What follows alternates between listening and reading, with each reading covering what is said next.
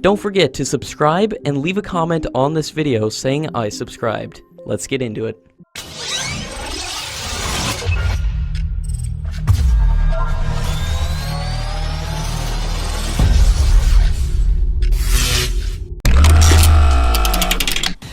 An Israeli firm had recently bagged a 178 crore rupees contract for developing an EW suite for the Tejas Mark 1A fighter jet, and it was selected after issuing a multi-vendor tender, in which around 6 to 7 companies had participated.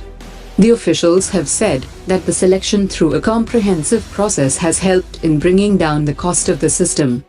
The Defense Ministry has said that the Indigenous EW suite could not be used for the Tejas light combat aircraft, as there was a need for major redesign for putting it on the fighter jet.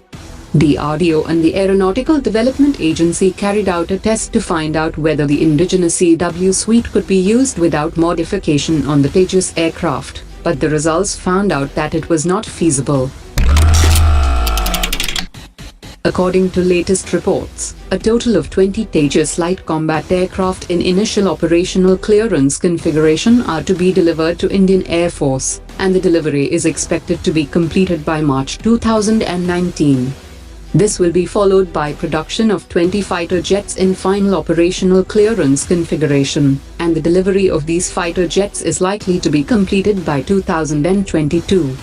According to experts, the experience from Tejas Mark 1 and Mark 1A configurations will go a long way in the design, development and manufacture of the indigenous 5th generation fighter jet, which is presently under development with the Aeronautical Development Agency. According to latest reports, the Indian Army has decided to send its Army Air Defense officers to Israel for a training course in air defense systems, and the duration of the course is of 1 year.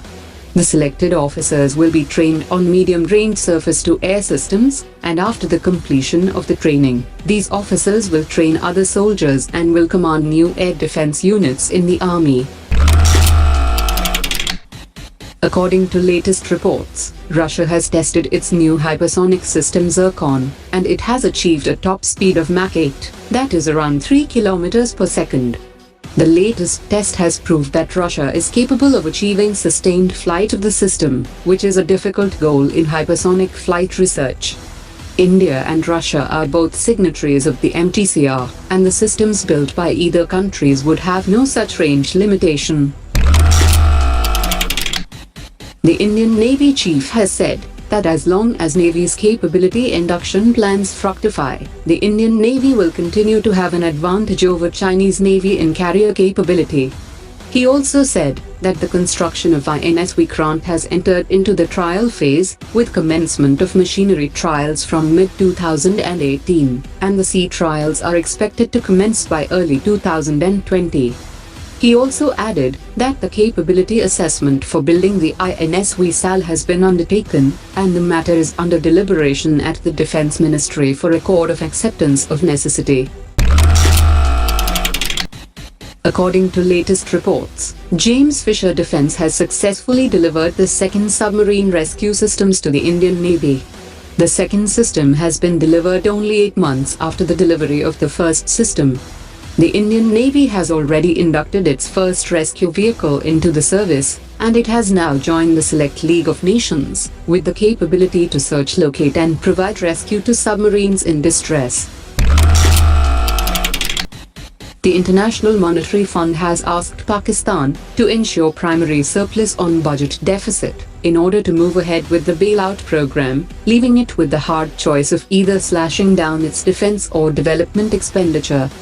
Pakistan will now have to choose between reducing down the defense spending for achieving reduction in budget, if it wants to move ahead with the bailout program.